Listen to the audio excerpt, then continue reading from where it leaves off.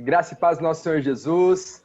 Estamos aí na nossa última aula do mês de setembro e nessa noite comigo eu estou acompanhado, bem acompanhado, do meu grande amigo de seminário, professor Rodrigo Rottirotti, e do meu primo, um excelente professor, Ricardo Matias.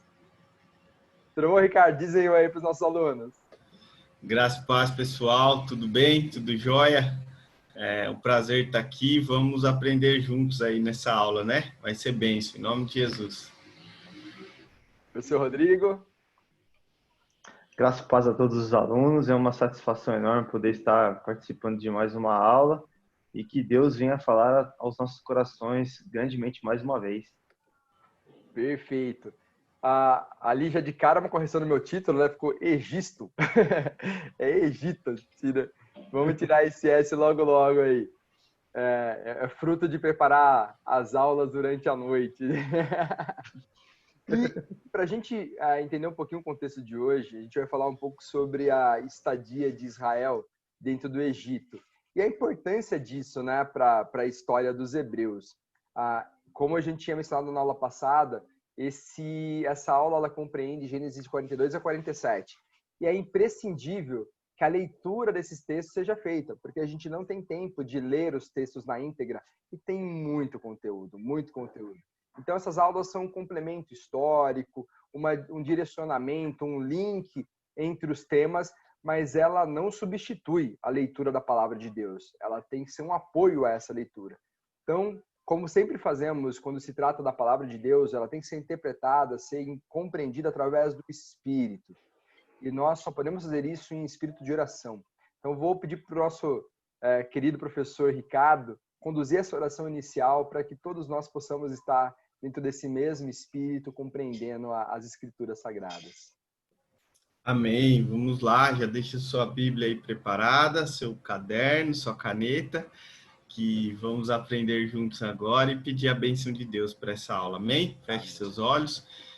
Senhor Deus, nós te louvamos, Pai, nós te agradecemos por mais esta oportunidade, por mais este privilégio, Senhor, de estarmos aqui juntos, reunidos, Pai, mesmo que à distância, mas de alguma forma estamos juntos para aprender mais da tua palavra, aprender mais do teu querer, da história do teu povo, Senhor, da tua história, Deus. Isso é maravilhoso, Pai, maravilhoso. E te pedimos a tua bênção, que o teu Espírito Santo esteja em nossas mentes, em nossos corações, Senhor, nos dando o entendimento, nos dando a sabedoria, Senhor, necessária para que possamos sair dessa aula ainda mais edificados e ainda mais cheios, Senhor, da Tua presença e ainda mais apaixonados por Ti, Senhor. É o que nós te pedimos, em nome de Jesus. Amém.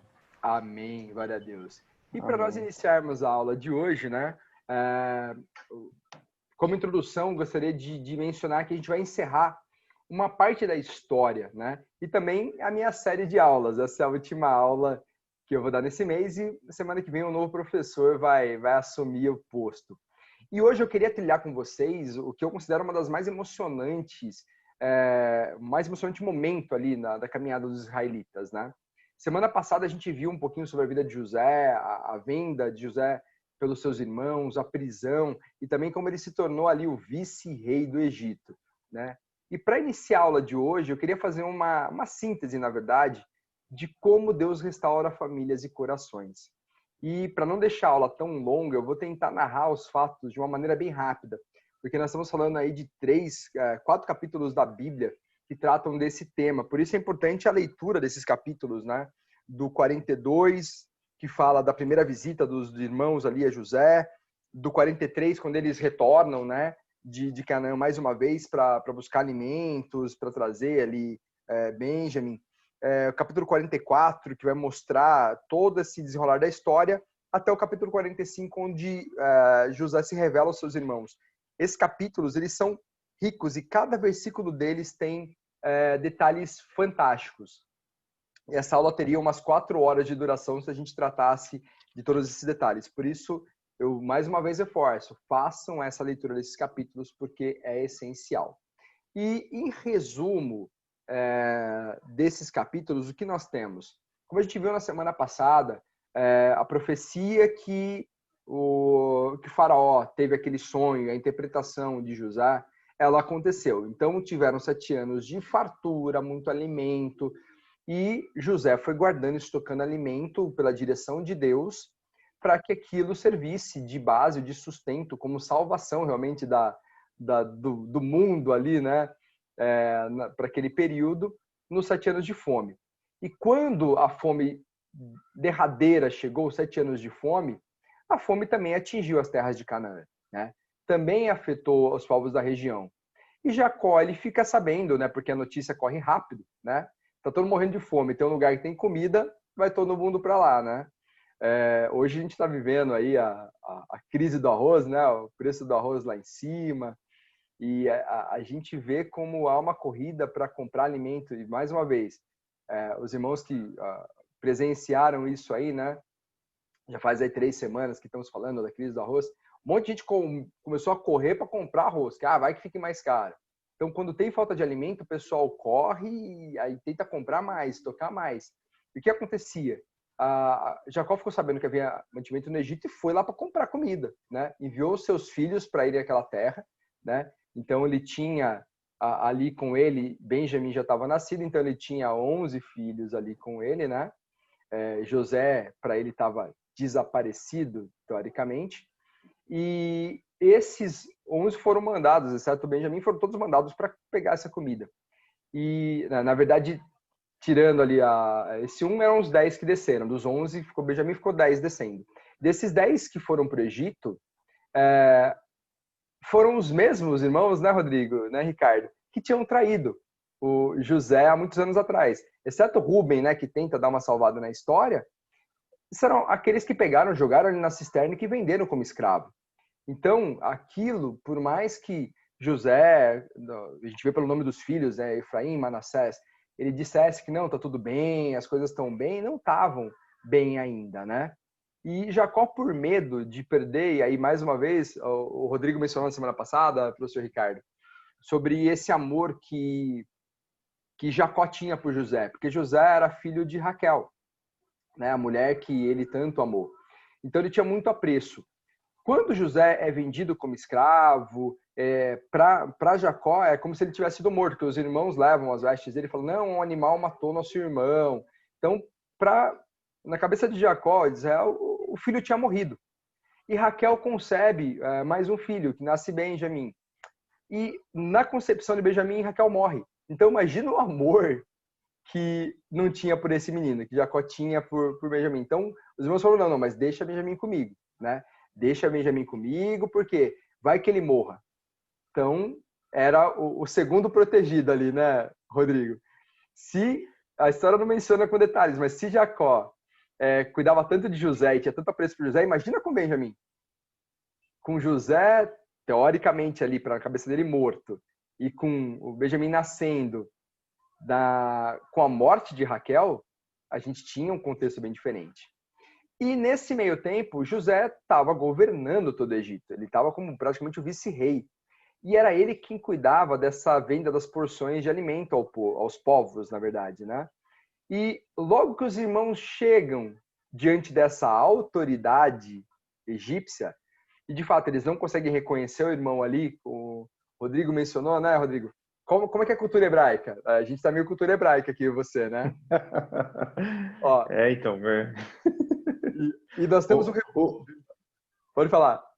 Não, nós dois bem hebreus, né? E o Ricardo bem egípcio, né? É isso que eu ia mencionar. O Ricardo tá o típico egípcio, né? É nóis. Todo raspado.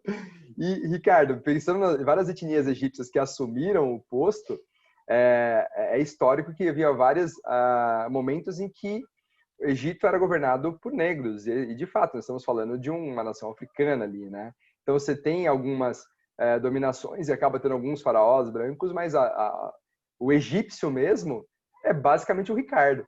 Todo raspado, né? Porque eles não usavam barbas e nem cabelo, eles raspavam todo o seu corpo, né? Então você está tipificando um bom egípcio e a gente uns bons meio que hebreus aqui, né? Eu e o isso aí. Típico para a aula de hoje, ó. Que exatamente, está bem dimensionado.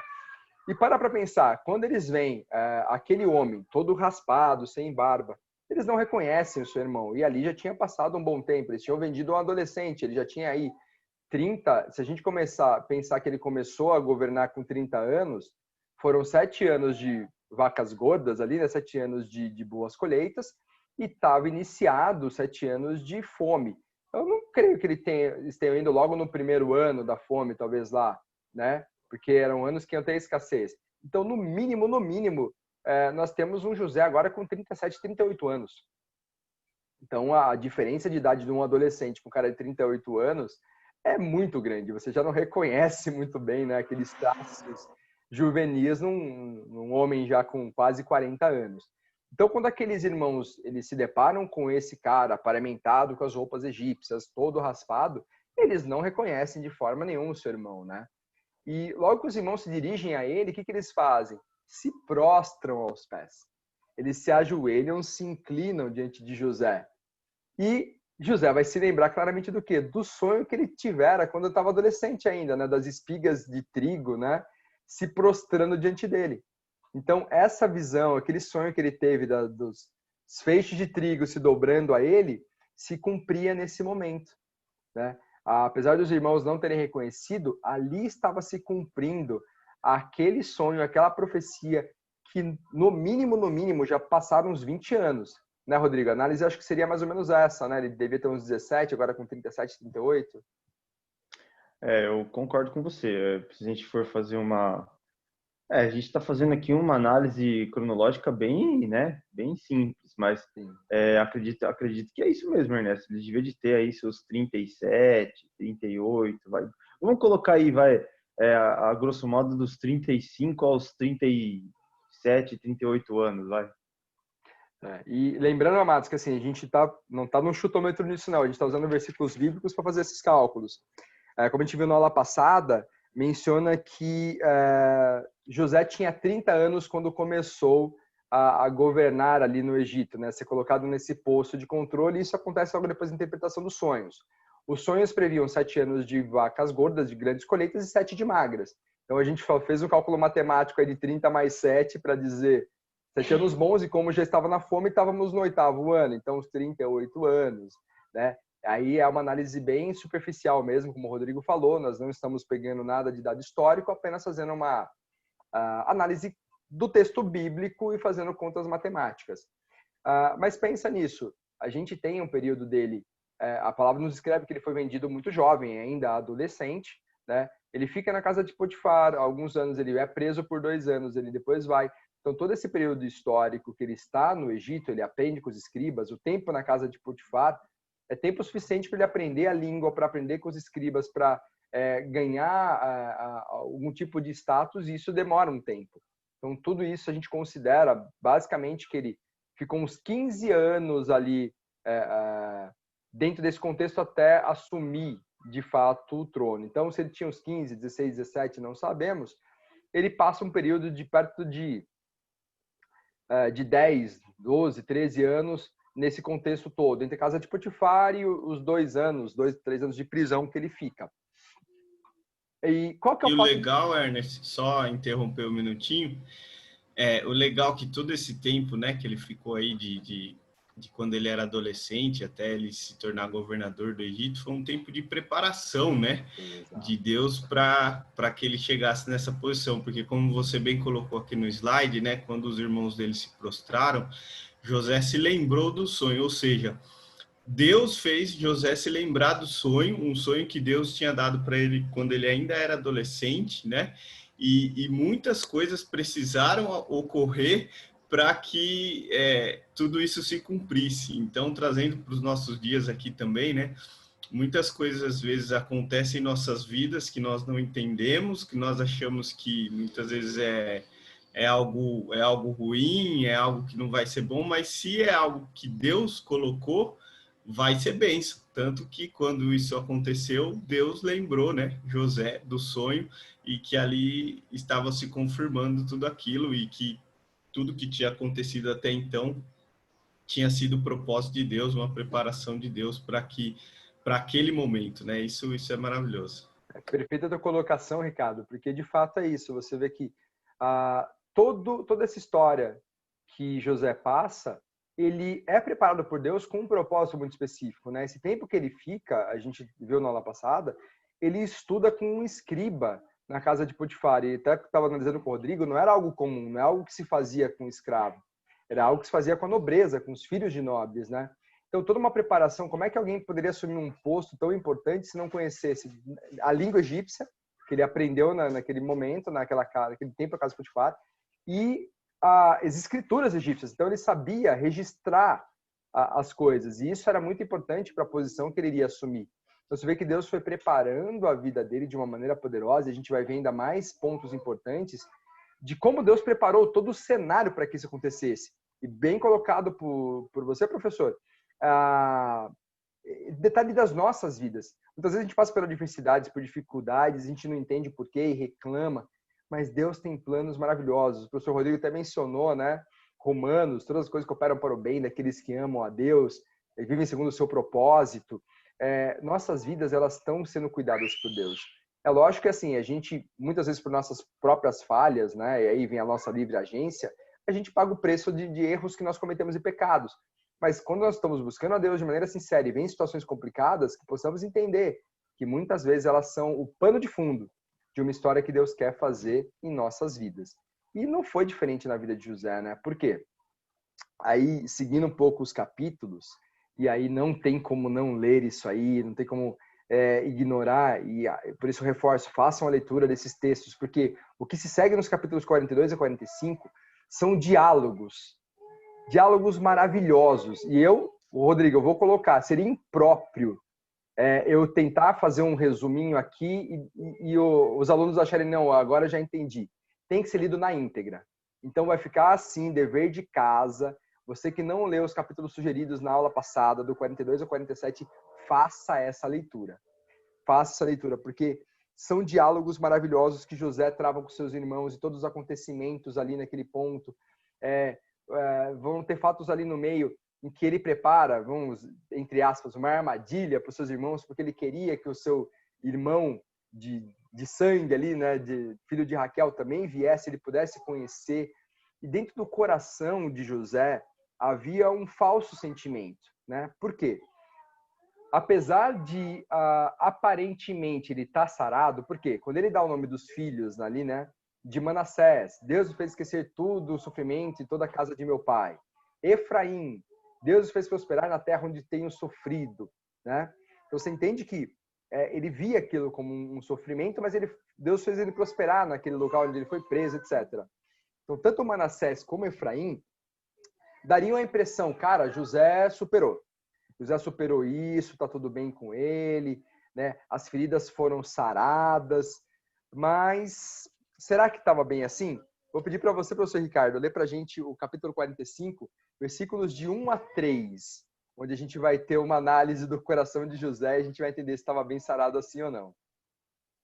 Amém. Vamos lá. Gênesis 45, de 1 a 3. A palavra do Senhor diz assim: Então José, não se podendo conter diante de todos que estavam com ele, bradou: Fazei sair a todos da minha presença. E ninguém ficou com ele, quando José se deu a conhecer a seus irmãos. E levantou a sua voz em choro, de maneira que os egípcios o ouviam e também a casa de Faraó. E disse a seus irmãos: Eu sou José, vive ainda meu pai? E seus irmãos não lhe puderam responder, porque ficaram atemorizados perante ele. Maravilhoso. Olha só o coração de José, né? O cara tá bem, tá ótimo. Ele chorou. Vamos pensar, casa de Faraó. Era uma casa pequena? Com certeza não, né? Assista qualquer vídeo sobre o Egito, sobre as pirâmides, sobre a moradia dos faraós, né? Aquelas esfinges, tudo. Cara, eram construções monumentais, enormes. E quando o texto fala que os egípcios o ouviam e também a casa de Faraó, ou seja, ele estava num estado, um choro, um brado, ele bradou, levantou a voz e chorou em maneira que os egípcios ouviam. E quando esse sentimento ele é colocado para fora, mostra claramente o coração de José ainda não havia sarado sobre isso. Ele achou que ele tinha, não, esqueci de tudo, mas quando ele rever seus irmãos, aquele sentimento volta, e ele chora. E aí a gente vê uma cena maravilhosa de perdão familiar, né? Por isso que eu reforço, a leitura desses textos ela é muito importante para nos mostrar a necessidade do perdão na família, para mostrar esse ponto, né? Porque José ele chega, ó, e no versículo 4 ele vai dizer isso: agora chegai-vos a mim. E os irmãos se aproximaram, estavam com medo, né? Disse: eu sou José, vosso irmão, a quem vendestes para o Egito. Agora, pois, não vos entristeçais, nem vos irriteis contra vós mesmos por me haveres vendido para aqui. Porque para a conservação da vida, Deus me enviou adiante de vós. Porque já houve 2 anos de fome na terra, e ainda restam 5 anos em que não haverá lavoura nem colheita. Então, você entende que José não só compreendeu o plano de Deus na vida dele, mas entendeu que todo o mal que ele sofreu tinha uma razão. E aí, Rodrigo, a gente já vê mais uma análise no versículo 45 desse análise temporal, né? Já tinham se passado os 7 anos das colheitas boas, mais 2 anos, né? Então já estavam 9 anos, nós temos um José aproximadamente 39 anos, 40 anos. Então a gente já vê esse estado, né? Se a gente considerar que talvez o primeiro ano de governo não tinha ainda as colheitas boas, que haveriam de vir, e já estava com um homem de 40 anos formado. Ele já era mais velho, já tinha seus filhos, já tinha passado a sua história, e ali com maturidade ele reconhece tudo aquilo que ele tinha passado, tudo aquilo que ele tinha sofrido, que todo aquele mal que ele passou, ele tinha um bem por trás, ele tinha um propósito de Deus em tudo isso. E será que nossas vidas é diferente isso? O que você acha, professor Rodrigo? Ah, com certeza não, né? Com certeza não é diferente, né? É aquele ditado, né? Quem bate, esquece. Agora, quem apanha, não esquece. E a mesma forma, né? Por mais que você tenha deixado no passado, vamos dizer assim, os acontecimentos, possíveis traumas que você viveu, se você não tratar aquilo, né? Se você não realmente não buscar resolver a questão, aquele sentimento, hora ou outra, vai vir à tona. E a gente percebe que nesse momento da narrativa bíblica, né, existe uma carga emocional muito grande de José, porque ele percebe, né, ele vê ali os seus irmãos, né, ele lembra de tudo aquilo que eles fizeram. E aí vem tudo à tona, né? Ele desmorona, porque ele volta à sua memória tudo aquilo que aconteceu com ele. Então, na nossa vida não é diferente. E quando a gente olha para José, a gente tem que aplicar o quê? Saber lidar com a situação com a mesma sabedoria que José teve, né? Porque José soube lidar com a situação, né? Sempre com a sua mente, com seus olhos fitos em Deus, né? Aí um fato interessante, Rodrigo, que me faz refletir muito, que José só pode compreender isso porque ele confiava em Deus. Ele entende que Deus permitiu que essas coisas acontecessem. Você vê a importância da gente buscar na palavra de Deus, buscar os propósitos de Deus em nossas vidas, para que a gente tenha esse coração. Porque José muito bem poderia ter falado: não vou vender, eu vou prender vocês, agora vocês vão ficar um tempo presos aqui também e vão pagar pelo que vocês fizeram. Ele poderia ter esse coração, né? E até pelo nome que ele deu aos filhos, a gente viu isso. Falou assim: não, eu não quero mais nem saber do meu passado. Porque essa era a ideia, né? Esquecer da casa do meu pai, esquecer do meu sofrimento. Era isso que ele tinha no coração dele antes desse reencontro com os irmãos. E o fato é que Deus ele vai restaurando nossos corações e nossas vidas. E a gente muitas vezes passa por situações como essa, dificuldades, a gente fala: não, meu passado eu não quero saber mais, não quero saber disso. Mas o mais importante é compreender, e aí vem mais uma lição de José, que o nosso passado é importante e olhar com os olhos de Deus para o nosso passado é mais importante ainda. Ver o que Deus fez através daquele mal em nossas vidas, né? Não sei se você já passou por essa análise na tua vida, mas eu vejo um pouco na minha. Eu não teria vindo a Cristo se não fosse um problema num relacionamento. Eu não teria me mergulhado em Cristo se não fossem dificuldades muito severas na minha vida, né? A perda do meu irmão, do Christian, a perda do meu sogro, foram coisas que, analisando, colocando os meus olhos no propósito de Deus, eu entendi que tiveram um peso muito grande para moldar a pessoa que eu sou hoje, né? Então, mesmo nas circunstâncias mais adversas, eu consigo hoje agradecer a Deus sabendo que foram os caminhos que Deus fez, os tratamentos que Deus fez na minha vida. Não sei se vocês, professores, já passaram por situação semelhante, mas é um aprendizado que a gente se pauta na vida de José, muitas vezes. Alguém já passou por isso? Quer compartilhar? Com certeza. Eu também, né?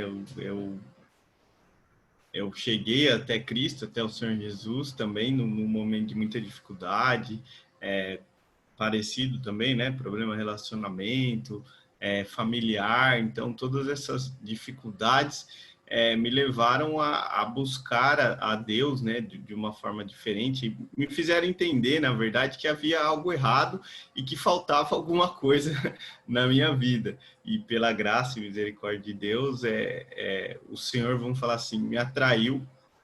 Através dessas coisas eu pude conhecer a verdade, conhecer o Evangelho e a partir daí continuar também aprendendo muita coisa, né? A gente vai continuar aprendendo aqui, passando por situações até o dia que ele voltar ou o dia que ele nos chamar. E isso é maravilhoso, mas com certeza, né? Comigo foi algo parecido também.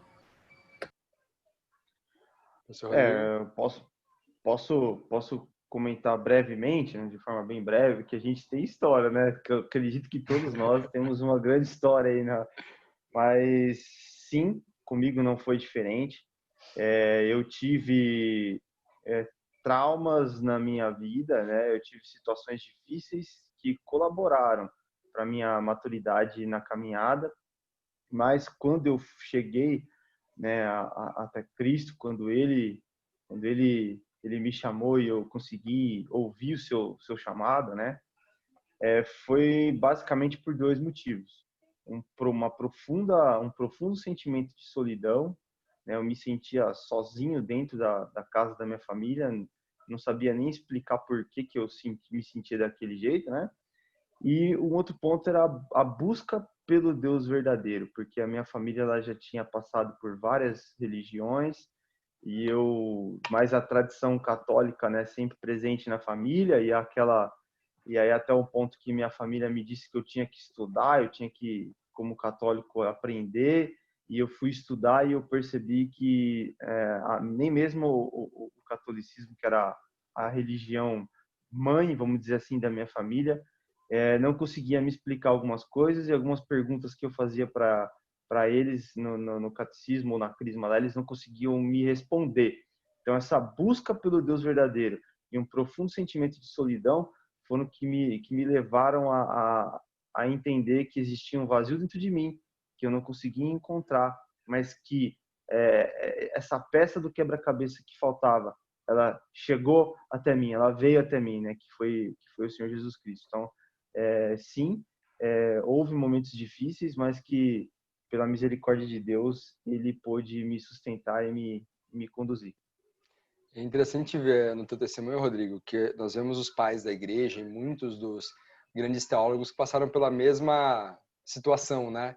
De buscando, estudando a palavra de Deus, entrar em conflito por falar, poxa, mas a verdade ela é outra. E aí que é a grande importância da gente ler a palavra de Deus e buscar na palavra de Deus, ter ela como referência. A gente vê na história de José que em todos os momentos ele seguia, né, a sua fé de maneira intensa. É lógico que ele não tinha acesso às escrituras, né? De fato, a própria história dele está sendo narrada por Moisés um bom tempo depois, né? Com a história de Gênesis. As referências que eles tinham eram a tradição oral. Então, é isso que eles guardavam. E claramente nós víamos que no coração de José havia fortemente toda essa tradição que foi passada por Abraão, a Isaac a Jacó, e com certeza o relacionamento que José tinha com Jacó tão próximo fez com que ele ouvisse muitas das histórias, absorvesse muitas das histórias e tivesse essa palavra de Deus em seu coração de maneira tão firme e intensa. Hoje nossa vida é bem mais fácil, nós temos a palavra de Deus escrita em áudio, em vídeo, em filme, né? E somos indesculpáveis em não buscar a palavra de Deus. E, mais uma vez, entendendo um pouquinho, e aí saindo, eu deixo agora na mão de vocês, para que leiam, né, essa relação familiar de José, Porque eu quero me focar um pouco agora no propósito de Deus, né? O propósito divino e realmente o porquê que Israel estava no Egito. Israel passou, desde esse período aí de José e no decorrer da história, quando a família de José é trazida para o Egito, né? Porque basicamente eram 70 pessoas ali entre as mulheres, os irmãos dele todos e o pai, que foram trazidos, né, para o Egito. E desde essa entrada até a saída do Êxodo foram 430 anos ali dentro, né? E Deus fez com que Israel, ainda que de uma maneira muito embrionária, sem qualquer organização política, sem ser uma nação, sem ter um rei, né, dentro de uma cultura estranha, de um contexto geográfico estranho que era o Egito, fez com que esse grupo de pessoas se tornasse, né, fosse se incorporando como nação. E essa nação, ela por um tempo, ela foi nascendo na terra de Gozem, no Egito. E Egito, se a gente for pensar no contexto histórico, era o centro da civilização mais antiga, né? Era o centro da cultura antiga e era muito respeitável. A gente tinha, tudo bem, os polos lá na Babilônia, mas nesse momento da história, o Egito era potência. Então eu estava, se fosse uma analogia muito boba agora, eu estou nos Estados Unidos agora, né? Onde tudo está acontecendo, onde a cultura está nascendo. Estava ali. E foi lá que 70 imigrantes da família de Jacó, né, como diz ali no capítulo 46, versículo 2, ó, falou Deus a Israel em várias visões, né, em visões de noite, disse Jacó. Jacó, ele respondeu, eis-me aqui. É legal essas duplas que ele faz, né? Então disse, eu sou Deus, o Deus do teu pai. Não temas descer para o Egito, porque lá eu farei de ti uma grande nação. Vocês percebem como Deus ele dá essa orientação? Abraão se deslocar da sua terra, para Jacó, desde aquele encontro que ele teve, né, em Betel, e depois ali aquele grande encontro com o anjo, né, a visão para ele se deslocar para a terra de Canaã. Agora, qual que era a direção de Deus? Vai para o Egito. Vá para o Egito. E lá eu te farei uma grande nação, dentro de uma terra estranha, dentro de uma nação diferente, eu vou te fazer uma nação. Olha que engraçado isso, né? E de fato, ali eles tiveram filhos, foram se relacionando, chegando ao ponto que a palavra diz lá em Números que eram 600 mil homens maiores de 20 anos, além de mulheres e crianças. Uma análise bem superficial ali dessa conta dá mais ou menos uns 3 milhões de pessoas que estavam na terra do Egito, né? E meu filho está compartilhando aqui comigo, ele é o Benjamin. E o que acontece? 3 milhões de pessoas que estavam ali cumprindo a promessa de Deus a Jacó. E vamos pegar essa promessa mais antiga?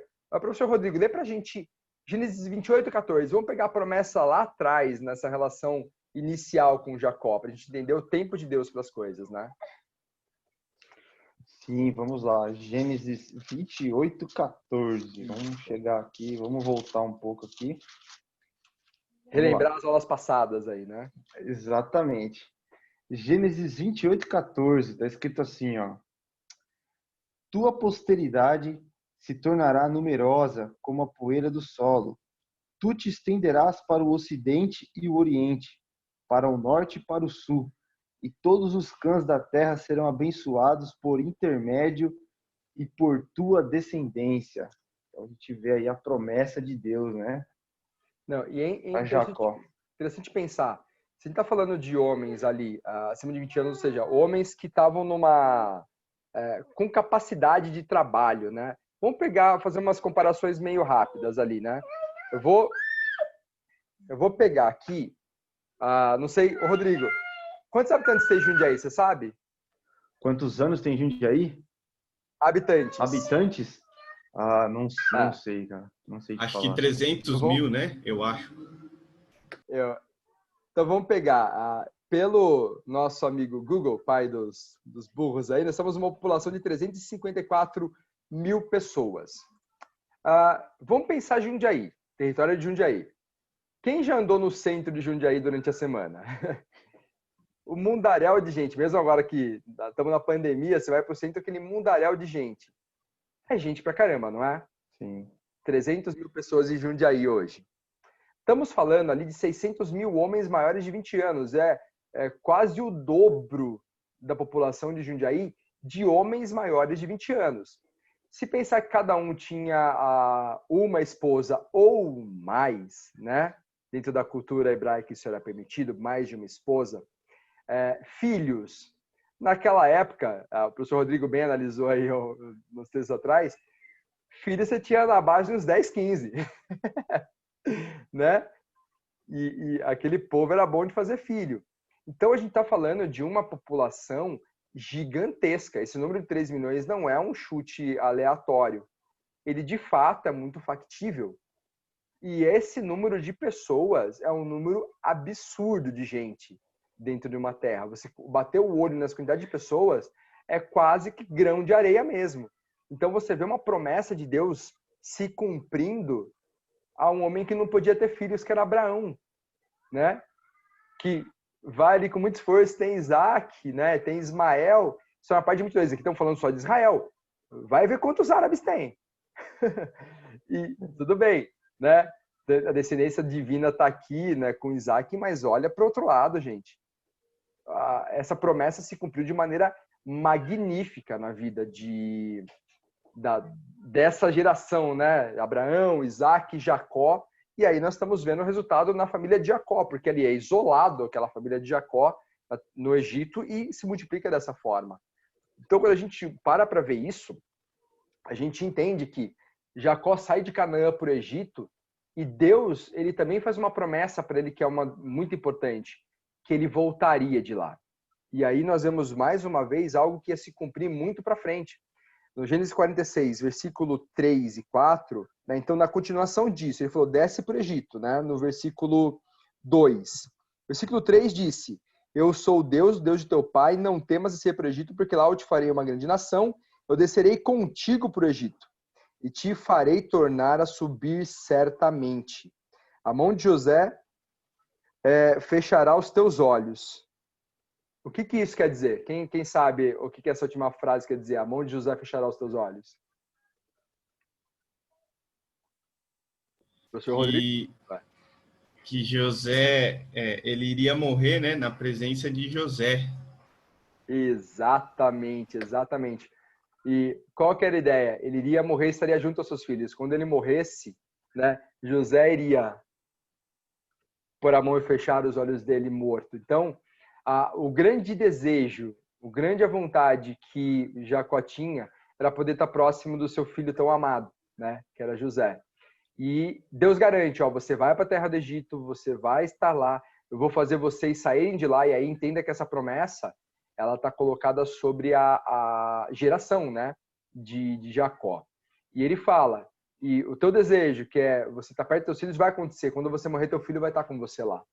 Então você entende como os planos de Deus, eles são tão maravilhosos, tão perfeitos, porque a saída dos descendentes, ela só vai acontecer no Êxodo, né? E o Êxodo vai acontecer ali mais de 400 anos depois de tudo isso acontecido, entendeu? Mas é uma promessa que Deus faz e Deus não volta atrás de suas promessas. Deus não rescinde as suas promessas, ele não se arrepende das suas promessas. Ele prometeu, ele cumpre. E se Deus fez isso com toda a palavra que nós lemos aqui tem esse cumprimento, você acha que ele não vai cumprir nos últimos dias agora, com as profecias que ele tem para os últimos tempos? Interessante pensar esse ponto, porque Deus traçou um plano perfeito, as condições perfeitas para a sua promessa ocorrer. Você acha que isso não é uma condição que Deus ainda tem para nós? O que vocês acham? Porque eu vejo Deus agindo da mesma forma em nossas vidas. Eu não consigo enxergar diferente, mas queria saber a opinião de vocês, professores. E de vocês também, alunos aí no chat. Com certeza, Ernesto. Da mesma forma que Deus ele conduziu aí a vida dos patriarcas, em certa medida a história se repete conosco, né? É como se fosse um ciclo para aqueles que pertencem a Deus. Quando a gente analisa o texto, parece que os seus eleitos, vamos dizer assim, eles devem passar por determinadas situações para que eles possam ser formados, né? Ser formados de forma a entender o plano da redenção. Então, eu vejo dessa forma. Eu vejo que que nós, em certa medida, também passamos por tudo aquilo que os nossos ancestrais bíblicos e não bíblicos, no sentido de sermos da mesma família aí, né, cristãos, salvos em Deus, passam porque para que haja um entendimento de todo o plano redentor de Deus aí. E você vê de maneira maravilhosa isso, daqueles que desceram, exceto, a gente já viu Er e Onã, né, que tinham sido mortos nessa história, mas você vê toda a descendência, incluindo Diná, todo esse povo, todo aquele clã, né, vamos pensar, todo esse clã tribal se torna uma enorme nação. E Deus ele faz essa transformação, ele faz essa preparação onde? Dentro de uma terra estranha, dentro do Egito. Então aí vai uma análise bem interessante que eu vi desse autor. Nós estamos usando um material aqui do seminário, né, o Estudando a Palavra de Deus, e essa aula foi criada, né, ela foi redigida pelo pastor Marcelo Rodrigues de Oliveira. E ele faz uma análise interessante, ele diz assim, que eram duas nações, uma criada dentro da outra, né? E essa figura de contraste, segundo ele, é muito análoga ao óleo, à água, ao bem, ao mal. Por quê? Israel, ele até hoje simboliza a igreja, né? O povo de Deus, o povo escolhido, né? E Egito acabou se tornando sinônimo de mundo. Para muitas análises, vocês vão ver isso em muitas pregações, a analogia de Egito com o mundo, depois de Roma com o mundo, né? Mas você sempre vai ver, e aí a gente comentou bastante, Rodrigo, na aula passada, né? O professor Ricardo, alinhando com você, ele assistiu a aula passada também. A gente mencionou o que nessa aula? Colocou muito de Cristo e de José nessa história, as comparações, a simbologia, tipologia. E a gente vê que não se limita a isso, né? Mas você vê um Jesus Cristo operando e pregando dentro de um domínio romano. A gente vê um José operando dentro de onde havia um domínio egípcio. E hoje a igreja está inserida onde? No mundo. Nós não estamos em um estado nativamente cristão. Principalmente agora nos nossos tempos. A gente poderia ter, até 100, 200 anos atrás, a gente estava vivendo nações quase que totalmente cristãs. Porque a influência da igreja católica era muito forte aqui no Brasil, igreja protestante muito forte nos Estados Unidos. Mas hoje nós voltamos a uma condição que uma boa parte da população não crê em Deus, ou não segue a Deus, ou é crente nominal, né? É cristão nominal. E o que acontece? O que essa história nos mostra? Que há condição, sim, da igreja crescer, de a igreja não se misturar, mesmo em meio ao mundo, mesmo vivendo nas práticas que o mundo está vivendo, rodeado de pessoas que não seguem a Deus. A igreja, ela tem condições de se manter igreja, de se manter idônea, de se manter firme em seus propósitos. E todo mundo falando que não, tem que liberar droga, tem que liberar aborto, qualquer relação sexual é válida. A igreja continua tendo que manter a sua posição, defendendo a sua fé, e isso, a história nos mostra que Deus, ele permite, ele honra isso. Ele faz com que haja prosperidade de sua igreja mesmo em meio à adversidade. Então, essa analogia do Egito e do crescimento de Israel dentro do Egito ainda reforça a necessidade do crescimento da igreja verdadeira, dentro de nações que não buscam a Deus. E o mais importante, não se misturando com as práticas, não absorvendo os erros, mas permanecendo firme. Né? Eu achei fantástica essa análise desse professor e eu concordei com ele. O que vocês acham? Legal, Ernest, é isso mesmo, né? Essa analogia aí, Egito, mundo, igreja, Israel, e a gente está inserido nesse contexto, né? Nós somos uma igreja, né? O Israel dentro do Egito, e é bem isso, como você falou, né? Não se misturar, manter as nossas crenças, manter aquilo que nós confessamos e a forma que vivemos. Porém, também nós temos que ser, assim como José foi uma bênção no Egito, a igreja e nós, cristãos, devemos ser uma bênção no mundo, né? Nós devemos ser a luz desse mundo, como a palavra diz, como o Senhor Jesus nos ensinou, e nós sermos esse diferencial, né? Esse escape aí no mundo, não apenas estar nesse contexto de não se misturar você aí, eu aqui, certo? Somos inimigos do mundo, sim, com as práticas, claro. Porém, nós temos que ser essa bênção aí, assim como José foi a bênção, foi o salvador ali do Egito, né? Nós temos que ter isso em nossas vidas e trazermos a luz do nosso Salvador para o mundo, para que o mundo olhe para nós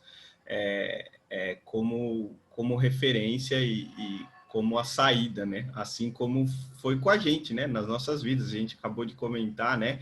Como que a gente chegou até Jesus. Por quê? Porque havia igreja, havia pessoas de Deus que nós buscamos e fizeram a diferença, foram instrumentos de Deus para que nós nos chegássemos a Ele, e assim deve ser a nossa vida, né? É nisso que eu acredito. Ricardo, excelente a tua colocação, até esse detalhe é muito importante afirmar. Por quê? Da mesma forma que nós não devemos nos misturar, nós temos que ser como José, bênção onde nós estamos. Esse é o chamado do cristão, ser luz do mundo, sal da terra. Então, nós temos que fazer a diferença onde nós estamos. No mundo que não é cristianizado, que não está buscando a Deus, a nossa postura com esse mundo tem que ser de ser da mesma forma bênção para eles, né? Da mesma forma servir, da mesma forma sermos canal, e muitas vezes nós sofremos o dano para mostrar a glória de Deus. E aí, mais uma vez, a analogia de Jesus, né? Que morreu, deu sua vida para aqueles que não eram dele, na verdade, né? Ele morre, aquele povo judeu, aquele povo hebreu não aceitou a isso. Quem que foi o alvo no final da salvação? Foram os gentios, aqueles que não eram dele. Mais uma vez, uma análise perfeita, bem colocada. E ainda nessa analogia de Israel, e aí o Israel no Egito, quem que seria Israel, né? Quem seria o Jacó ali, né? O nome de Jacó foi mudado para Israel, e esse nome significava aquele que luta com Deus e persevera, né? E permanece. E esse nome foi dado depois daquele episódio, Gênesis 32, todo mundo gosta de cantar a musiquinha Jacó segurou o anjo, né? E a gente não consegue dizer, na verdade, em que momento a nação ganhou o nome de nação de Israel, né? Porque aquela descendência dos hebreus, os filhos de Abraão, filhos de Isaac, eles passam a se denominar o povo de Israel em algum momento da história que a gente não tem esse detalhe. Mas advém dessa origem, desse nome que Deus deu. Deus rebatizou a Jacó com esse nome. E chegando no Egito, Faraó deu à família de Jacó as terras de Gósen ali, né? E ali eles iriam morar, eles iam habitar. E olha como o amor de Deus é maravilhoso. Por quê? Isso para eles foi muito vantajoso no sentido do trabalho que eles iam exercer, que é o trabalho pastoril. O que acontece? Os egípcios eles abominavam esse trabalho. Para eles era uma coisa abominável o tratar com animais, né?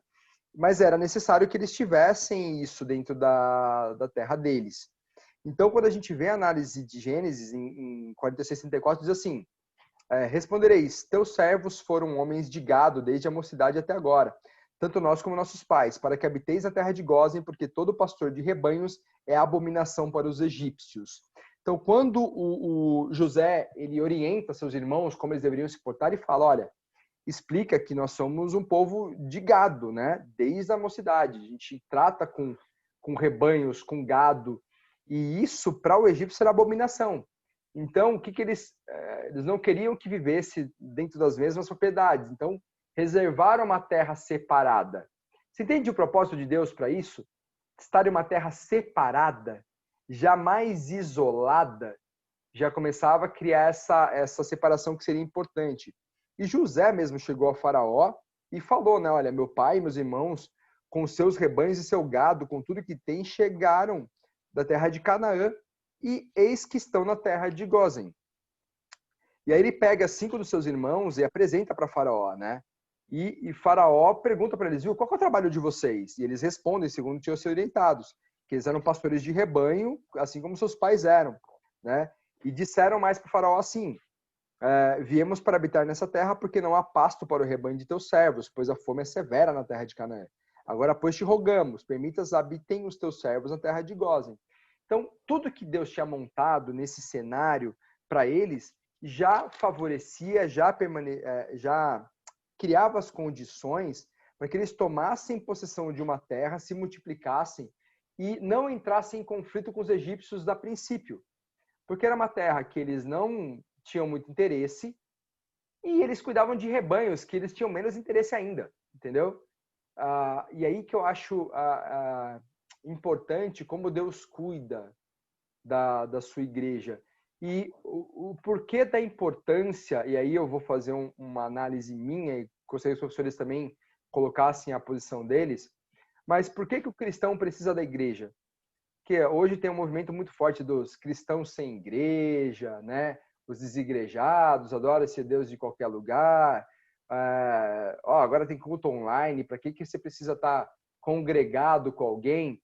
Eu vejo mais uma vez o amor de Deus nos colocando juntos dentro de igrejas, para que nos fortalecemos, para que nós possamos crescer, para que a gente fique mais influenciado pelas coisas que são de Deus, do que das coisas que são do mundo. Porque eu imagino um Israel ali, se tivesse totalmente ligado com a cultura dos egípcios, jeitinho que eles eram, né, historicamente, iam acabar adorando outros deuses. Como estavam isolados, de certa forma, dentro da terra do Egito, depois a gente vê, eles trabalham como escravos para os egípcios mais para frente, mas aquela cultura egípcia, a vivência egípcia, eles meio que estavam um pouco apartados, porque viviam um pouco mais afastados disso, né? E é lógico, Deus ele até nisso preparou, porque quando as pragas atingiram o Egito, possivelmente elas não atingiram o território de Gósen, que era mais afastado, né? Não chegaram a afetar tanto lá também, a proteção de Deus. Mas aí fica essa minha análise. Vocês percebem também isso, que o Israel no Egito, apesar de estar no meio do Egito, né, no meio do mundo, eles também precisavam de um pouco de isolamento, que hoje eu faço uma analogia a igreja mesmo, a instituição, não agora a igreja como a igreja de Cristo, mas as denominações, as igrejas locais, a necessidade de a gente estar reunido em uma igreja local se fortalecendo e mantendo uma comunidade que fortalece a si mesmo na busca de Deus. O que vocês acham dessa análise? Ernesto, acho que essa análise ela é uma análise muito boa, é uma análise correta, uma análise bem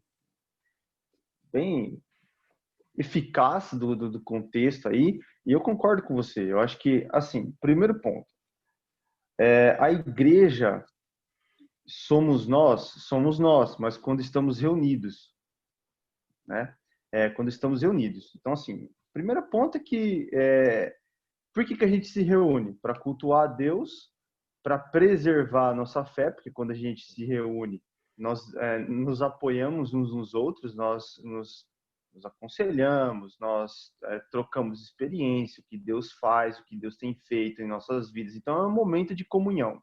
Então, o culto existe para que a igreja possa estar reunida. Isso faz parte de ser cristão. Assim como Israel também se manteve preservado durante toda a sua existência, desde lá dos patriarcas, e até mesmo nos cativeiros, e sempre existiu a preservação. Então, a igreja também tem esse aspecto, concordo com você, de preservação. E a gente tem que entender, né, que quando a gente está na igreja cultuando a Deus, nós estamos participando de Deus. Mas como assim, Rodrigo?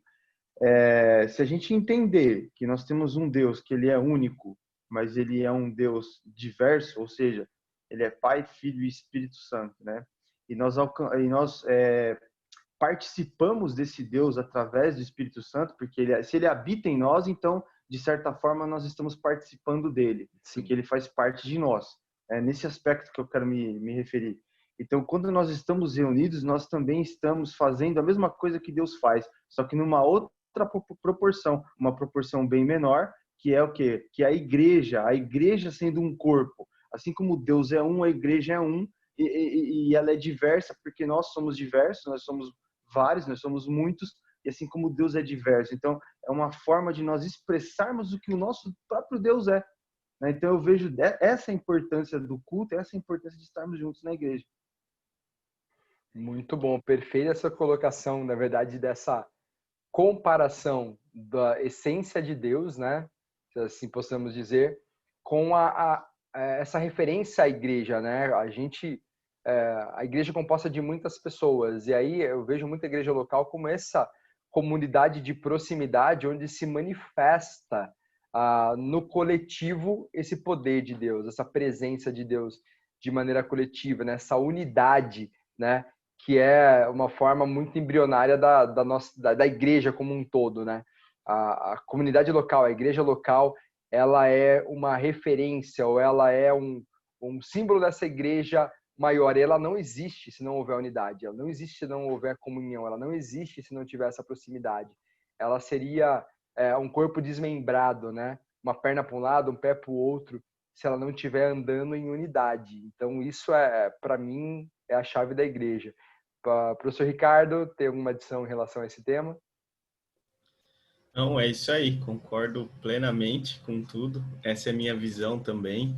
E nós precisamos, né, ser igreja. Como o professor Tirotti falou, né, nós somos igreja quando estamos reunidos. Então, isso é fato.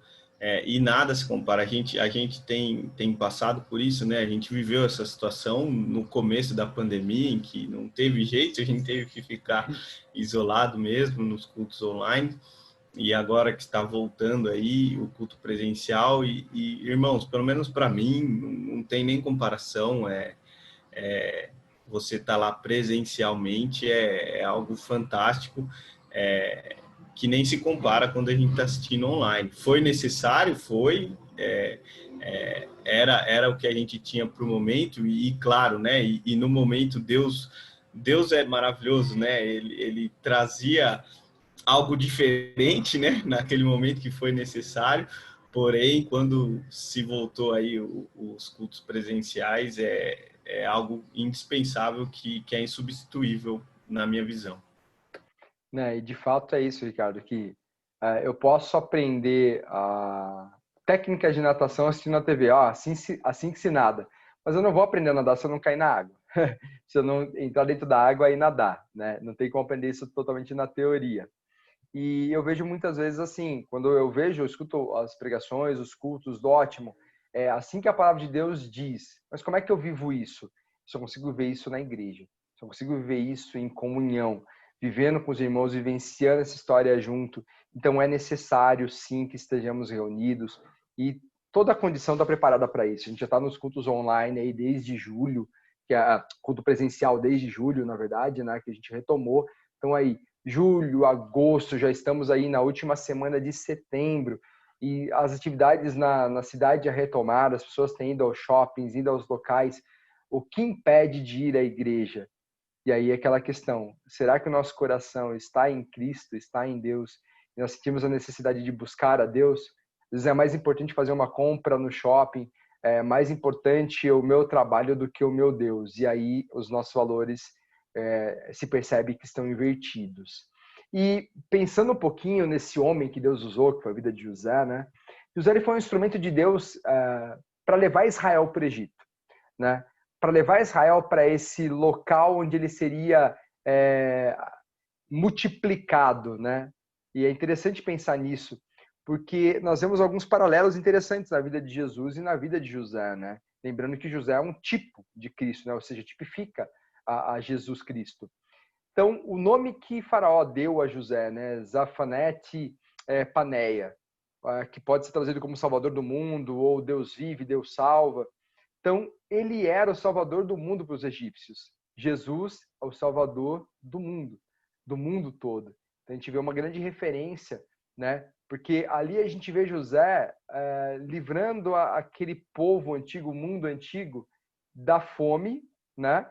E consecutivamente da morte, porque não tinha alimento nenhum, iriam morrer de fome. Então, a salvação da vida de muita gente vem através do Salvador, para aqueles egípcios, né, do Zaphnet Paneia. E a nossa morte eterna, ou a nossa fome espiritual só pode ser sanada por Jesus Cristo. José foi vendido como escravo por 25 quilos de prata. A gente vê Jesus vendido por 30 moedas de prata em Mateus 27:9. Então a gente vê algumas analogias também em relação a isso. E o mais interessante, você vê que José salvou o seu mundo da fome e morte quase certa. Será que hoje não existe muita fome de Deus e morte eterna, iminente para todas as almas? Então, é interessante pensar que o que José foi para aquela terra do Egito, Jesus é para todo o mundo e para os nossos tempos. Então, essa tipificação de José, apontando para Jesus, nos mostra claramente que assim como Deus usou, como Deus fez prosperar aqueles que eram deles, Jesus faz prosperar aqueles que são dele. Jesus dá proteção, nos livra do mal, nos livra da fome. Né? A gente fez uma análise sobre o pão, né? O trigo que produzia o pão. Jesus é o pão que desceu do céu, né? A gente ceia na igreja simbolizando com pão e com vinho. O pão simbolizando o seu corpo, o seu sacrifício, o vinho, o seu sangue, que foi derramado por nós. Então a gente vê uma analogia muito interessante a isso e até a história. Os caras que foram presos eram o copeiro, Mor, e o padeiro Mor, ali naquela história, né? O padeiro foi morto, né? Houve aquela morte, aquele sacrifício. O copeiro servia vinho diante dele. Então, o pão e o vinho que simbolizavam ali, de alguma forma, a história de José estão representados a de Jesus. Então, você vê toda a Bíblia apontando e mostrando, direcionando. E, mais uma vez, a Bíblia como um todo, de Gênesis a Apocalipse, vai apontar a Jesus Cristo. Vai apontar a salvação e o plano redentor de Deus para as nossas vidas. Por isso, a atenção especial na leitura do Antigo Testamento com a ótica, né, do Novo Testamento, entendendo que esse é um plano perfeito e completo para a salvação das nações. E alguma análise interessante aí, o professor Rodrigo tinha questionado na semana passada, fez uma pergunta interessante e me fez trazer essa análise sobre o Egito, que eu achei bem interessante também. Por quê? O Rodrigo mencionou, né, como é que um hebreu, né, conseguiria chegar num cargo de ascensão tão grande dentro de um povo egípcio? Como é que ele foi aceito dessa forma, né? E a gente vê uma preparação de Deus em tudo, é lógico. A mão de Deus era com ele, Faraó viu isso. Mas havia pano de fundo preparado para isso também, né? Professor Rodrigo, o senhor gosta bastante dos Ixos aí da história, né?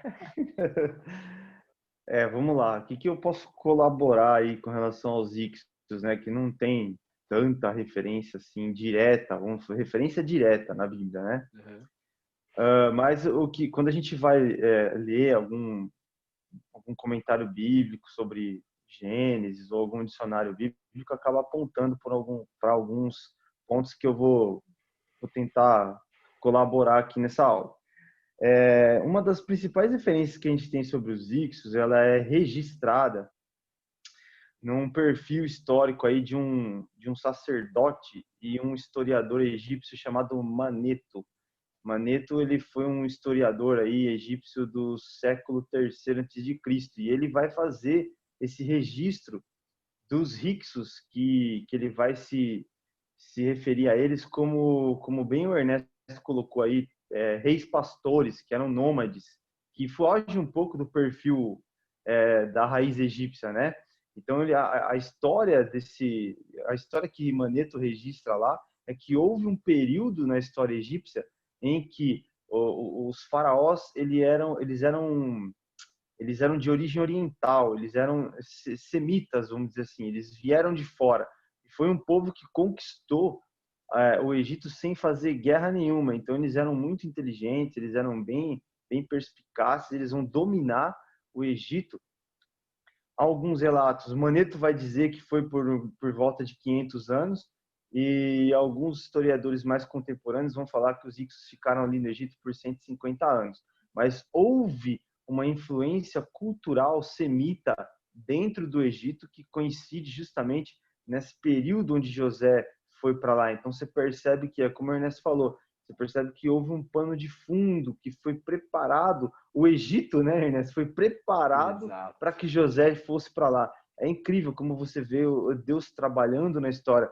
E mais uma vez eu vou dizer, não é que nós somos marionetes na mão de Deus, não. Nós temos uma livre agência, mas a gente percebe Deus controlando toda a história com a sua soberania, né? E de fato é interessante pensar nisso, porque José ele só poderia ter sido aceito ou haver a condição de ele ascender se tivesse uma condição já preparada. E de fato, esse domínio dos Ixos, eu até creio, a história já não menciona isso, mas até pelo caráter nômade deles, de deslocamento, que eles tenham tido algum tipo de contato com os hebreus em algum momento, e depois eles vão e dominam, eles já reconheciam de alguma forma o Deus dos hebreus, porque o que Faraó dá de crédito ao Deus de José já nos dá uma base de que havia algum prévio conhecimento da existência desse Deus. E segundo, essa questão mesmo política e cultural, né?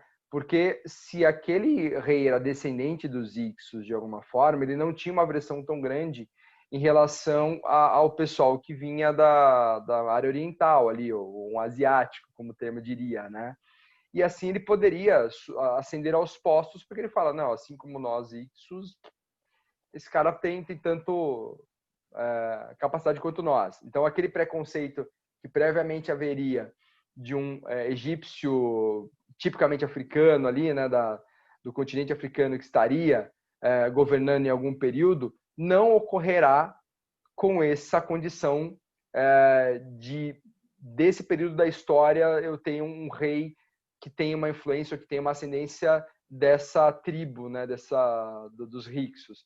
Então, você percebe que esse pano de fundo, esse andar na história, como o Rodrigo bem diz, né, o plano perfeito de Deus acima da nossa livre agência, ele entra num ponto interessante até da nossa história. A gente vai passar ali por toda uma Idade Média, onde há uma forte influência do catolicismo, e depois nós vemos uma explosão muito grande do protestantismo acontecendo, e toda essa transformação que há, né, com Lutero, com Calvino, e a gente tem toda aí uma transformação da reforma protestante, e isso cria nações como a nação dos Estados Unidos, com forte influência. Nós temos uma Europa sendo conduzida, né, com uma direção cristã um pouco mais purificada, e aqui no Brasil mesmo, a entrada dos protestantes de uma maneira tão grande, tão influente.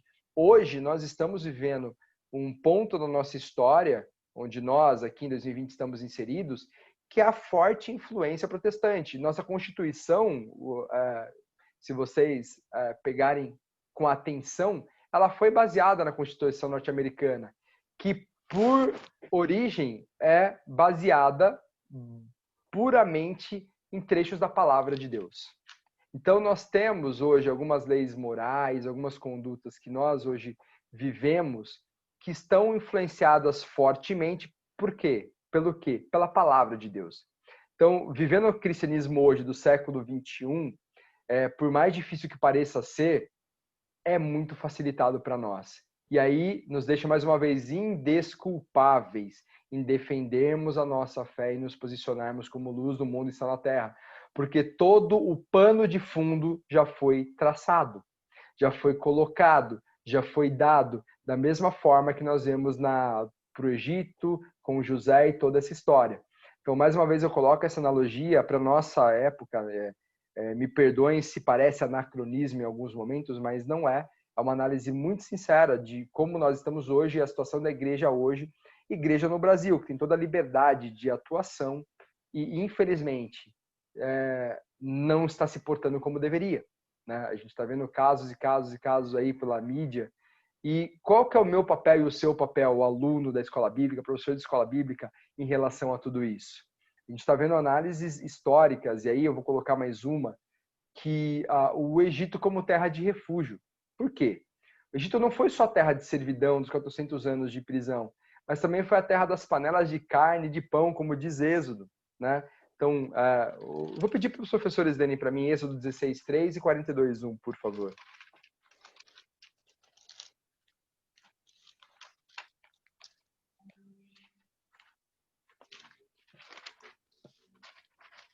E alunos, Bíblia na mão, abra junto também, porque essa é uma análise que nós temos que fazer juntos. Nós estamos juntos estudando a palavra de Deus.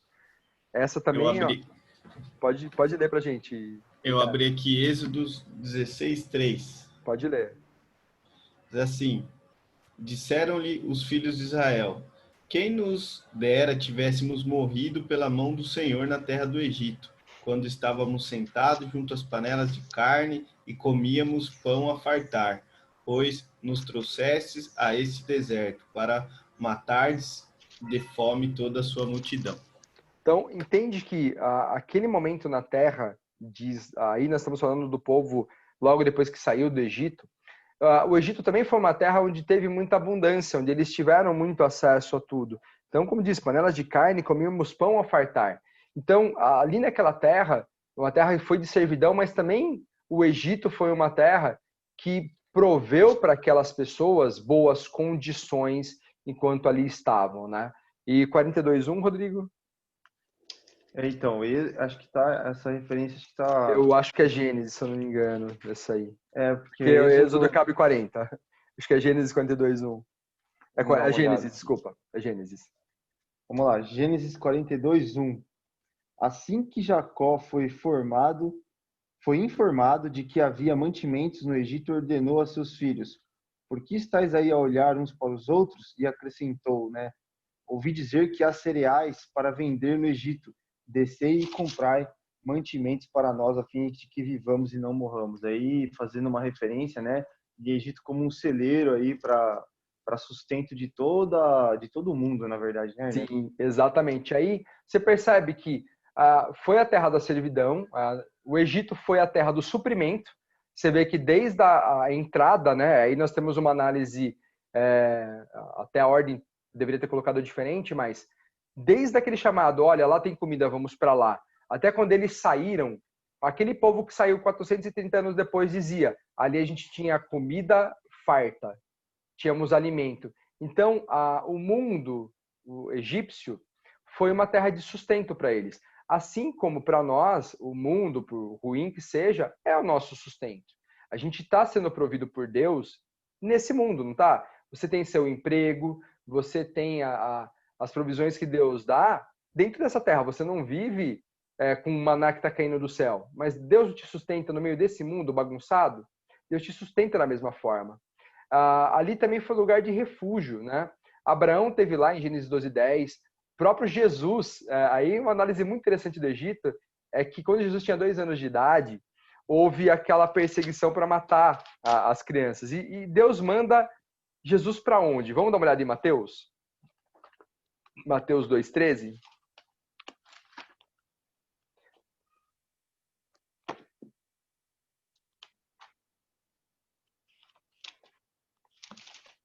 E aí depois eu quero fazer uma análise sobre esse texto rápida que sempre me deixa perplexo. Mateus 2:13? Isso. Vamos ler então. Mateus 2:13. Depois que partiram, eis que um anjo do Senhor apareceu a José em sonho e lhe disse: levanta-te, toma o menino e sua mãe e foge para o Egito. Permanece lá até que eu te diga, pois Herodes há de procurar o menino para o matar. Então, olha que interessante, temos relato aí do nascimento de Jesus Cristo, nesses textos aí no capítulo 2 de Mateus, e chegamos a um ponto que a terra de salvação, de proteção para Jesus, acabou sendo o Egito. E o que mais me choca, Herodes já queria matar Jesus, porque Herodes conseguia reconhecer que aquele menino, né, ou na verdade todos os meninos da idade de 2 anos, que ele não sabia quem era especificamente, mas ele mandou matar todos, porque ele acreditou na promessa, acreditou nas escrituras que diziam que viria um Salvador. E quando aqueles 3 magos vêm consultar e perguntam, né, aonde haveria de nascer, onde está o rei que haveria de vir, questiona Herodes. Herodes falou assim, olha, na volta passem aqui que eu também quero, né? Eu não sei onde está, mas eu também quero levar presentes para ele. Queria nada, queria matar porque ele sabia, ele acreditava que aquela criança se tornaria o rei dos judeus e seria uma ameaça àquele governo romano que ali estava. Seria mais um libertador, de repente como foi Judas Macabeu, ou que ele imaginava algo assim. Mas pensa, o povo de Deus não conseguiu acreditar, até Herodes acreditou. Até Herodes creu mais do que aqueles hebreus em relação a Jesus. E a gente vê que a terra do Egito acabou sendo também uma terra de refúgio para o próprio Jesus, e aí mais uma vez fazendo um paralelo na história, né, Rodrigo? Porque Egito foi tanto para José, quanto para Abraão, quanto para o próprio Jesus, um local onde eles ficaram refugiados por um tempo. Então a gente percebe que nós estamos inseridos no meio do mundo, nós estamos nesse meio e Deus usa o que há no mundo para nos ajudar, para nos suprir. Por isso nós temos nossos empregos, nós temos as condições, Deus nos abençoe nossos negócios, porque Deus nos faz prosperar mesmo em meio ao caos, onde não há quem o siga, Deus nos protege, continua nos cuidando mesmo em meio às circunstâncias, né? Mas eu deixo para vocês também uma análise sobre essas reflexões aí, Rodrigo e Ricardo.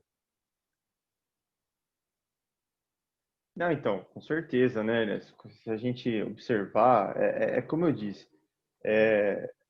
acho que na aula passada, se nós fizermos uma reflexão breve aí, nós vamos perceber o cuidado de Deus nas nossas vidas, nós vamos perceber que no meio de um sistema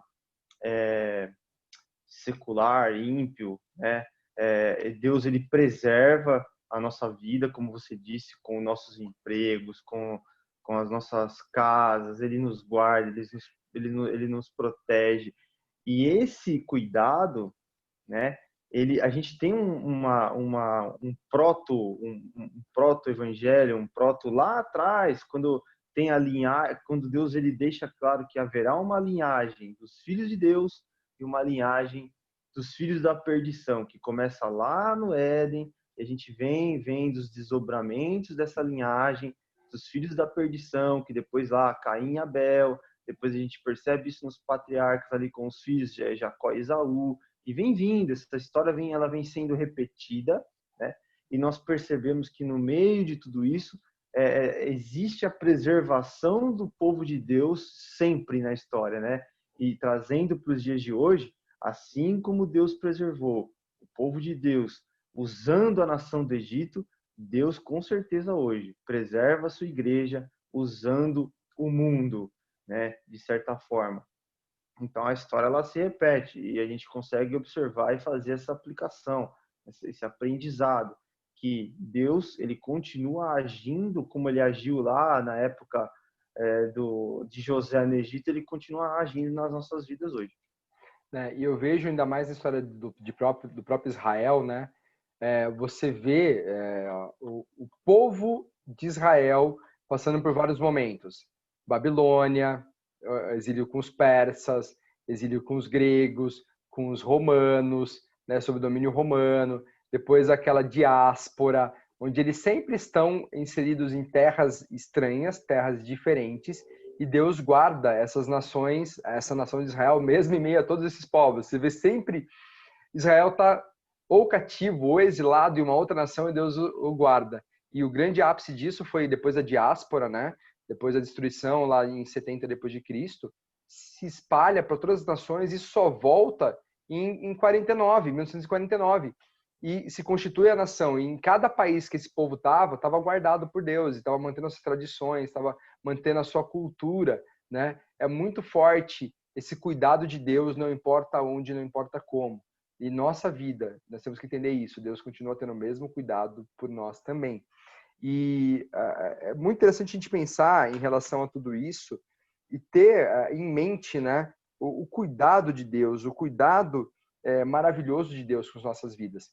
Um ponto interessante, até para concluir essa aula, é que o sonho de José, aquele sonho que José teve, mostrou onde ele chegaria, né?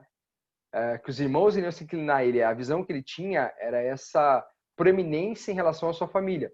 Mas ele não sabia como isso ia acontecer, né? Os seus pais, seus irmãos, eles entenderam a visão que Deus tinha dado lá, né, dos feixes e tal, mas não tinham a menor ideia de como isso ia acontecer. Então, a gente vê que muitas vezes a promessa de Deus em nossas vidas, nós não sabemos como ela vai acontecer, mas temos que confiar que Deus tem planos para nós. A gente sabe que Deus vai salvar nossa casa, a gente tem essa promessa. Mas como Deus vai resgatar a vida do meu pai, da minha avó, né, Ricardo? Só vou faleceu há pouco tempo. E Deus, ele faz com que a obra dele chegue, alcance e salve. Eu me lembro muito da avó do Ricardo na igreja, ainda na igreja. senhorinha já bem de idade, mas com um ânimo, com uma força, né? E você percebe, tudo bem que haviam visto as coisas, mas a palavra de Deus entrou, operou e tratou os corações e resgatou as vidas. Como Deus vai fazer? Eu não sei, mas Deus faz. Essa é a grande lição que nós temos que ter no coração, né? E aquela nação que prometida para Abraão, né? De alguma forma ainda muito embrionária, dependia da vida de um adolescente, de um menino, para que acontecesse. Percebe que não foi na vida de Rúben o primogênito, não foi em Judá, por exemplo, que de onde surgiu ali os judeus, não foi deles que veio esse chamado de Deus, mas foi na vida do moleque, de José, porque o coração de José era um coração temente a Deus. Por isso, muitas vezes, né, Ricardo, professor Rodrigo, a gente olha para os adolescentes, para as crianças da igreja hoje e não entende, mas muitas vezes um adolescente é que está trazendo a sua família para a igreja. Por isso a importância do Ministério dos Adolescentes ser fortalecido, ser fortificado, a escola bíblica de adolescentes que tem acontecido, tem sido bênção. Um grande abraço ao professor Guilherme, né, professor Natanael, que estão dando aula lá, os jovens, né, com o Vinícius, um trabalho maravilhoso, porque muitas vezes deles é que vem a salvação de uma família, de uma casa. Outra análise importante, José serviu ao Egito, que a gente comentou, nós temos que ser luz do mundo, são na terra. E isso foi feito para quê? Para que o Egito servisse a Israel. Até que um outro faraó se levantou, que não conhecia José, e as condições começaram a piorar um pouco, mas você vê que a proteção de Deus continuou, porque eles estavam na terra de Gozém, continuaram lá. Quando veio as pragas, as 10 pragas no Egito, muito provavelmente aquele povo foi poupado de alguma delas, poupado de algumas coisas, né? E a gente percebe no decorrer da história que José morre, aqueles irmãos morrem, passa-se 400 anos, e aí chega um ponto que Deus ele quer continuar o seu plano e seu propósito. As condições tão boas, tão favoráveis, começam a mudar, né? E aquele povo começa a clamar por uma saída. Porque o que acontece muitas vezes aí, professores me ajudam nessa análise. Tá tudo bem, eu tenho meu emprego, eu tenho minha casa, eu viajo de final de semana, tá tudo indo tão ótimo, tão maravilhoso. Essa semana eu não vou para a igreja, não. Semana que vem vai ter o jogo do Corinthians, eu quero assistir o jogo lá, não vou para a igreja de novo, não. A gente vai se acomodando. E aconteceu com aquele povo de Israel, foi se acomodando. Tava legal, tava no Egito, terra, né, das panelas de carne, de fartura de pão. E Deus precisou pesar sobre aquele povo com a servidão, com a escravidão ali, o fabricar os tijolos. Por que foi pesado para eles? Porque Deus tinha um propósito a cumprir e aquele povo tinha se acomodado e ele tinha que se mover. Eu não sei se vocês percebem isso, mas na hora que a nossa vida está muito acomodada, Deus tem que dar uma cutucada para que a gente se mexa. E muitas vezes essa cutucada ela vem com alguma dificuldade que nos faz mover. O que vocês acham sobre isso, professores? É verdade, né? Inclusive é até um alerta, né, para a gente nessa questão que a gente até conversou um pouco atrás aí, na questão do culto online, né? Vou me acomodar aqui, só o culto online tá bom. e isso acaba, né? Se isso acabar acontecendo, com certeza vai trazer muito prejuízo nas nossas vidas, espiritualmente falando, e como consequência, no mundo natural também, né? Então, isso é verdade. E até voltando um pouquinho, né, que você falou da importância dos ministérios, de crianças, de jovens, né? Tem o testemunho da Raquel, que em janeiro a gente vai ser padrinho de casamento da Maria Eduarda. Legal. E ela começou a ir na igreja, tipo, ela ia numa célula de uma irmã da igreja, da Vânia. E não tinha como ir para a igreja para participar da escolinha dominical, e a Raquel ia lá na casa dela dar aula. E o pai da Maria Eduarda falou que isso que tocou o coração dele. Falou, puxa vida, né? O que motiva essa mulher que nem conhece a gente sair da casa dela e vir aqui dar aula para minha filha? E aí, a partir disso que eles conheceram a Jesus, né? O pai da Maria Eduarda, a mãe da Maria Eduarda, e hoje toda a família está em Cristo, são umas bênçãos, né? De Deus. E começou aí, né? Nesse no ministério infantil aí, né? A gente vê a importância mesmo disso. Nossa, é legal a gente ver o decorrer da história, né? Porque eu me lembro que eu ia na célula da Vânia, visitava algumas vezes e encontrava com eles, né? E a Maria Eduarda, uma delas crianças. Eu vi fotos recentes nem sabia, ela vai casar já. E eu me sinto mais velho ainda, que eu vi ela criança. Mas olha o cuidado de Deus, né? Porque hoje são uma família bênção. Ele depois começou a liderar a célula, me recordo dessa fase. E tudo isso por quê?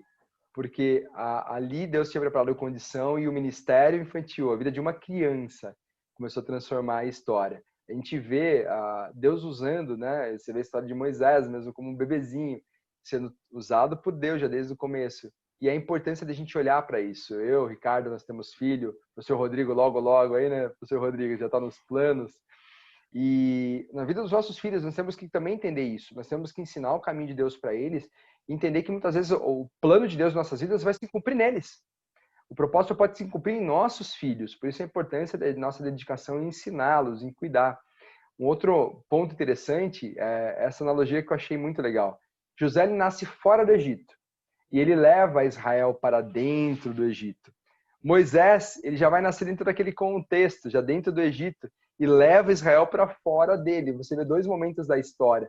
O momento onde Deus ele precisa mover a sua nação e submeter a ela algo por motivo, por razão dele. E mesmo quem nasceu dentro desse contexto, né? Então, muitas vezes, vamos fazer uma analogia muito boba, né? Alguns nascem em berço cristão e acabam se desviando. E muitas vezes os seus filhos ali são aqueles que vão nascer dentro desse contexto fora e que vão voltar a trazer a família para a igreja. Eu conheço vários casos assim, que os pais se desviaram, aí teve filhos, os filhos começaram a buscar a Deus e trouxeram seus pais de volta ao caminho do Senhor. Por isso, amados, é muito importante a gente buscar hoje a palavra de Deus, ensinar sim as crianças, focar nas crianças, nos adolescentes, colocar crédito sobre eles, porque são um canal maravilhoso de bênção, são um canal maravilhoso de transformação. E é um dever nosso, como igreja, de cuidar. Onde nasceu a escola bíblica que vocês estão assistindo agora? Nasceu de aula para crianças. E o professor Rodrigo pode depois disponibilizar para vocês os links das aulas que ele deu sobre isso, né? Da origem da escola bíblica. Tá? Tem já gravado isso também. Mas, amados, entendam a importância disso, da busca por Deus, da busca espiritual, de estarmos unidos, adorando a Deus. E aí fica uma lição importante, né, professor Rodrigo? De aproveitar cada momento. Nós ainda não estamos com a aula presencial, mas temos os cultos presenciais. E eu sei que muitas vezes coça a vontade de, a aula online não é legal, deixa quando voltar eu assisto. Não cometa esse erro. É o que você tem hoje, faça bom uso disso. Aproveite para aprender agora, porque a gente vai continuar depois na sequência disso. E cada detalhe da palavra de Deus é importante para que você entenda o propósito que Deus tem para a sua vida. Né? Se vocês quiserem fazer alguma última consideração. Só vou fazer uma aplicação de tudo isso aí, uma aplicação minha, né? Das várias que a gente pode aplicar essa riqueza do texto bíblico aí. Mas é deixar uma mensagem aí para os nossos alunos que estão nos assistindo. Que a gente leve dessa aula é o seguinte: vão ter momentos em que Deus ele vai criar situações para nos levar para o Egito, onde ali nós seremos tratados, assim como José foi tratado, né? Nós vamos ser levados para o Egito, e mesmo nesse movimento de ir para o Egito, nós temos que confiar em Deus e sermos luz para aqueles que estão ali dentro, né? Nós temos que levar Deus para dentro do Egito e sermos uma referência, como José foi, e haverá momentos em que nós vamos sair do Egito para poder levar a palavra dele aí para onde quer que os nossos pés alcancem. Então fica aí uma analogia, uma aplicação nesse aspecto aí para nós, e que nós possamos saber levar e aplicar esses aspectos na nossa vida no dia a dia, né? No momento bom e no momento ruim, no momento de entrar no Egito e no momento de sair do Egito, que nós possamos levar aí com sabedoria essa questão. Perfeito, perfeito. Professor Ricardo, mais alguma consideração? Não, glória a Deus. É isso aí. Assina embaixo e glória a Deus por essa aula. Uma bênção, viu? Maravilha.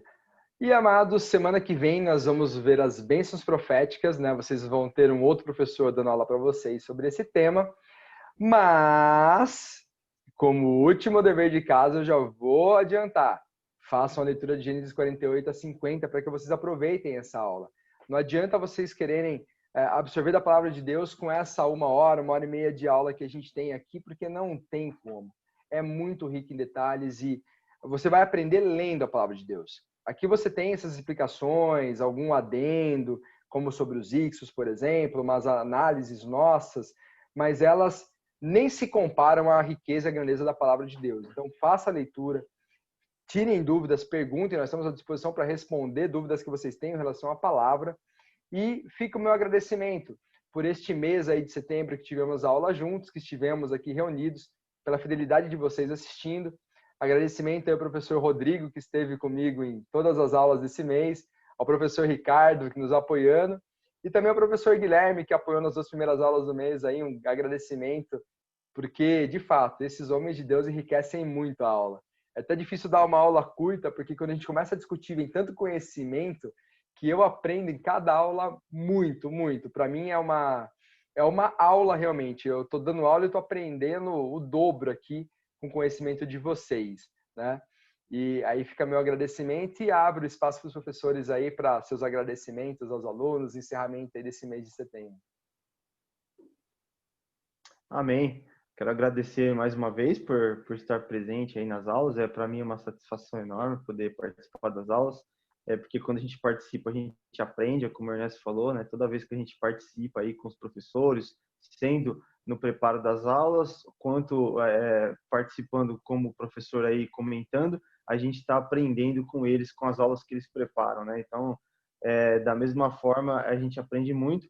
E agradecer por cada aluno que tem perseverado aí, nós temos visto, né, os alunos assistindo às aulas, a gente fica feliz, porque a gente entende que tem pessoas na igreja que estão sedentas em aprender, então glória a Deus pela vida de vocês. Amém? É isso aí, glória a Deus, só agradecer a Deus por tudo, né, que ele nos proporciona, por essas aulas, por essas bênçãos, né, por todo esse conhecimento que ele nos dá, que ele disponibiliza para nós, né, glória a Deus pela nossa igreja, é uma igreja que zela pela palavra, e isso é uma coisa, assim, maravilhosa, né, que faz toda a diferença nas nossas vidas. Então, glória a Deus aí, professor Ernesto, professor Tirodi, que estão à frente também, né, desse ministério, e tenho certeza que Deus tem honrado a vida de vocês e tem usado vocês como bênção em nossas vidas, viu? Um grande abraço. E fica aí mais uma vez os contatos, né? O QR Code com o meu telefone, com o meu e-mail, o e-mail da igreja enes.nicolas@ibai.com.br e o site da nossa igreja, onde você tem acesso às informações. Então não deixem de procurar, de nos consultar se tiverem alguma dúvida. A gente está aqui para realmente servir vocês, alunos, para tirar as dúvidas. É um prazer muito grande para cada um dos professores. Quando os alunos estudam a palavra de Deus, tem alguma dúvida e a gente tem a possibilidade de ajudá-los a sanar essas dúvidas. Então fica aí, mais uma vez, a dica que vocês podem recorrer a nós, professores, a todo o corpo docente da Igreja Batista Excelência Eterna. Você que não é membro também, tem nossos contatos e fica um convite para fazer uma visita. Os nossos cultos presenciais agora, de segunda-feira, de sábado, né, com os adolescentes e os jovens, e domingo, às 10 horas da manhã e às 19 horas, os cultos presenciais que estão ocorrendo, com todo cuidado, uso de máscaras, álcool e gel, cadeiras espaçadas com mais de 1,5 m de distância entre elas. Então, todo o ambiente está muito seguro, muito mais seguro que uma condução, muito mais seguro do que um supermercado, muito mais seguro do que o seu trabalho, é o ambiente da igreja. E, muito mais importante, estarmos buscando a Deus juntos, como o professor Ricardo disse, esse é o momento de estarmos unidos, buscando a Deus. Não dá mais para arranjar desculpas. Estamos já entrando aí em outubro, né? Nós estamos aqui na nossa última quinta-feira do mês de setembro, entrando em outubro, e se você ainda não se posicionou em relação a isso, é hora de buscar a Deus e orar e entender que Deus te chama para sair desse isolamento e entrar diante do ambiente da igreja para adorar a Deus junto conosco. Vou pedir para o professor Rodrigo conduzir essa oração final e a gente vai encerrar nesse momento. Amém. Vamos orar então para encerrar a aula mais uma vez. Mais essa aula maravilhosa. Feche seus olhos e oremos. Senhor Jesus, nós te agradecemos, Pai, porque nós temos esse privilégio de poder estudar a Tua Palavra, Pai. Nós temos o privilégio, Pai, de termos conosco, como igreja, professores, pessoas que têm buscado, Pai, aprender a Tua Palavra. E isso é tudo que a igreja precisa, Senhor, porque se uma igreja conhece a Tua Palavra, a igreja ela te conhece, Pai. Por isso, então, Pai, que nós possamos perseverar, Pai, no aprendizado da Tua Palavra, em conhecer um pouco mais de Ti, Senhor. Fica conosco, Pai, abençoa a cada um, Pai, a cada um que participou, aos professores, Pai, a todos os envolvidos, aos alunos, Pai. Que nós possamos, Pai, estar em Ti e em Ti como um corpo, Pai. Como todos os professores aqui disseram, a importância de sermos um corpo, Pai, de estarmos juntos, Pai. Que o Senhor possa desenvolver isso em nós, Senhor. É hora de te agradecido, em nome de Jesus Cristo. Amém. Amém. Glória a Deus. Alunos, Amém. um forte abraço e não deixem de participar semana que vem. Tem um novo professor, tem novos temas. Semana que vem vão ser bênçãos proféticas. Você crê que Deus pode abençoar a tua vida? Venha conferir as bênçãos de Deus para este povo e para a tua vida também. Amém? Deus abençoe em nome de Jesus. Tchau, tchau. Obrigado, professores. Glória a Deus. Amém. Deus abençoe. Tchau, tchau. Tchau.